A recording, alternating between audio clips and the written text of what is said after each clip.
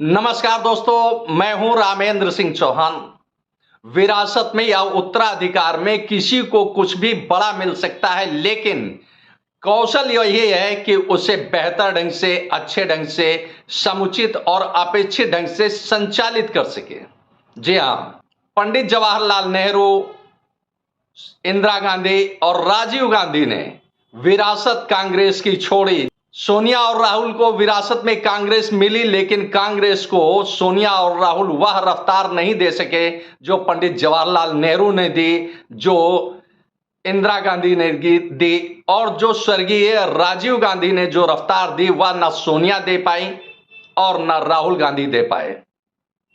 लिहाजा धीरे धीरे वह सत्ता से दूर होते गए और हालात अब यह है कि सोनिया और राहुल को, कांग्रेस को अपनी पुरानी जगह दिला पाना बड़ा मुश्किल नजर आ रहा है।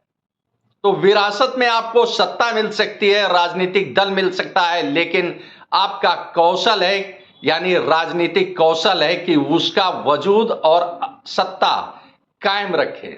इसी तरह से समाजवादी पार्टी के मुखिया अखिलेश यादव ने अपने पिता स्वर्गीय मुलायम सिंह यादव से जबरिया उत्तराधिकार तो समाजवादी पार्टी का हासिल कर लिया, लेकिन समाजवादी पार्टी का पुराना वजूद और सत्ता कायम करके रख पाना उनके लिए बेहतर मुश्किल हो गया। उत्तर प्रदेश के मुखिया मुख्यमंत्री योगी आदित्यनाथ ने विधानसभा में अखिलेश से कहा था कि विरासत में सत्ता और राजनीतिक दल तो मिल सकता है, लेकिन बौद्धिक कौशल नहीं मिल सकता है। हालांकि योगी आदित्यनाथ के इस कथन से अखिलेश यादव बुरी तरह से तिलमिला गए थे, लेकिन हकीकत यही है कि सत्ता और राजनीतिक दल विरासत में या उत्तराधिकार में मिल सकती है, लेकिन राजनीतिक कौशल नहीं मिल सकता है, बौद्धिक कौशल नहीं मिल सकता है।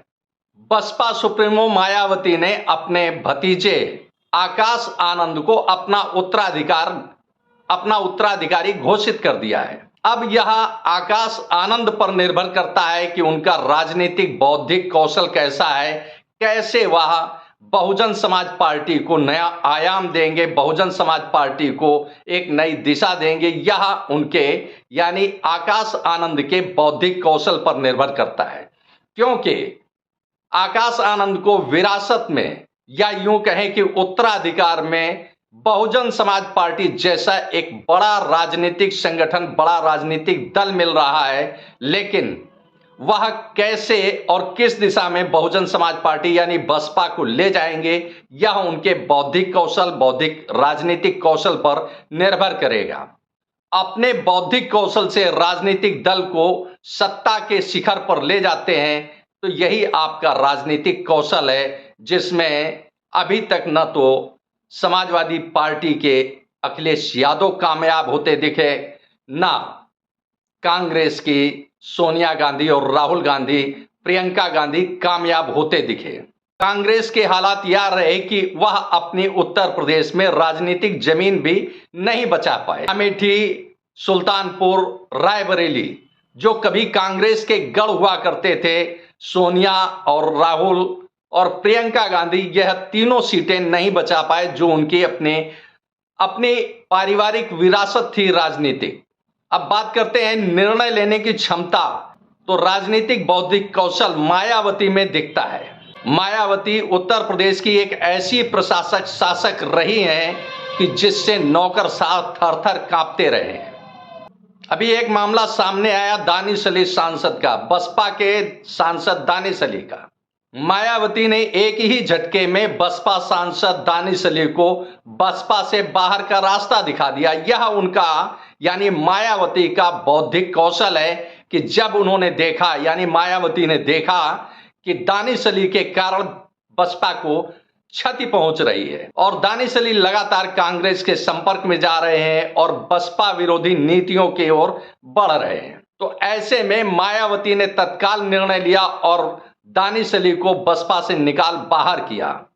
अब दानिश अली भले ही इसे दुर्भाग्यपूर्ण बता रहे हों, लेकिन जिस तरह से बसपा ने उनको बार बार हिदायत दी और पार्टी लाइन पर चलने की सीख और नसीहत दी, लेकिन इसके बावजूद दानिश अली बराबर पार्टी विरोधी गतिविधियों में लगे रहे। वह कभी कांग्रेस के साथ खड़े नजर आए, कभी तृणमूल कांग्रेस के साथ खड़े नजर आए। चाहे बात महुआ मोइत्रा की हो या सदन में सांसद विधूड़ी से वाक युद्ध में हो।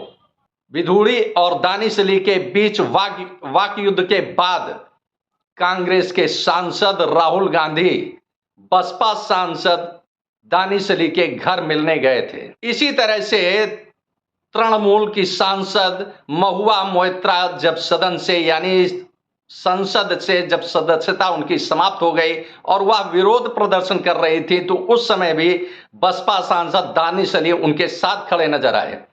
जाहिर सी बात है कि बहुजन समाज पार्टी का ऐसा स्टैंड नहीं है कि बिना वह अपनी मुखिया के राय मशविरा के किसी भी दल के साथ जाकर खड़े हो जाएं। शायद मायावती को यही नागवार गुजरा और उन्होंने दानिश अली को बसपा से बाहर का रास्ता दिखा दिया। दानिश अली उत्तर प्रदेश के अमरोहा से बसपा के सांसद हैं।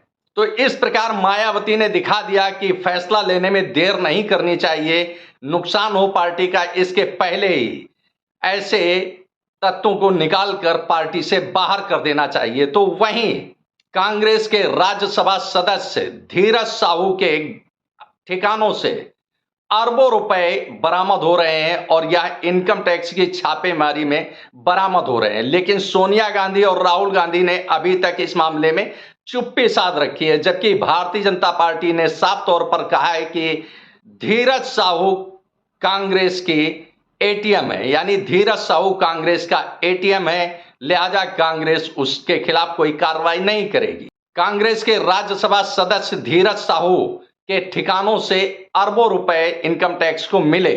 धीरज साहू शराब का बड़ा कारोबारी है। उसका कारोबार यानी शराब का उसका कारोबार बिहार, पश्चिम बंगाल, उड़ीसा, झारखंड सहित कई राज्यों में फैला हुआ है। हालात यह हुए कि धीरज साहू के यहां से जो अवैध यानी काली कमाई का जो पहाड़ निकल रहा है, उसे गिनते गिनते इनकम टैक्स के अफसर थक गए, मशीनों ने धुआं देना शुरू कर दिया। तो एक और बसपा है जिसने तत्काल स्टैंड लिया और दानिश अली को बाहर का रास्ता दिखा दिया, तो वहीं कांग्रेस है जो अपने जो काला दाग दिखा धीरज साहू के नाम पर, वह उस पर अभी तक कांग्रेस की ओर से ना कोई कार्रवाई की गई, ना कोई पहल की गई। इससे साफ जाहिर है कि निर्णय लेने की क्षमता ही राजनीतिक बौद्धिक कौशल है। जब काली कमाई का पहाड़ निकल रहा है तो ऐसे में निर्णय लेना लाजमी होता है। लेकिन कांग्रेस के सोनिया गांधी, राहुल गांधी, प्रियंका गांधी ने मुंह में दही जमा लिया है, ना तो इस पर कोई अपना बयान जारी किया और ना सांसद को कांग्रेस से निष्कासित किया। जाहिर सी बात है कि जब कांग्रेस पर छापेमारी होती है, चाहे वह इनकम टैक्स की हो, प्रवर्तन निदेशालय की हो, सीबीआई की हो, तो राजनीतिक द्वेष की बात केवल कांग्रेस करती है। लेकिन जब धीरज साहू के यहां से अरबों रुपए काली कमाई के निकल रहे हैं, तो ऐसे में सोनिया, राहुल, प्रियंका ने मौन साध रखा है। आपने इस वीडियो को देखा, आपको यह वीडियो कैसा लगा कमेंट बॉक्स में हमें अवश्य बताएं। वीडियो को शेयर करें। यदि आप हमारे चैनल पर नए हैं तो हमारे चैनल को सब्सक्राइब करें, जिससे हमारे आने वाले वीडियो, आने वाले नोटिफिकेशन आपको मिल सके। दोस्तों, वीडियो को लाइक करना ना भूलें। आप लाइक करते हैं तो हमारा प्रोत्साहन होता है, हमारा मोटिवेशन होता है। आपने वीडियो को देखा, आपका बहुत बहुत धन्यवाद। Thank you. जय हिंद, जय भारत।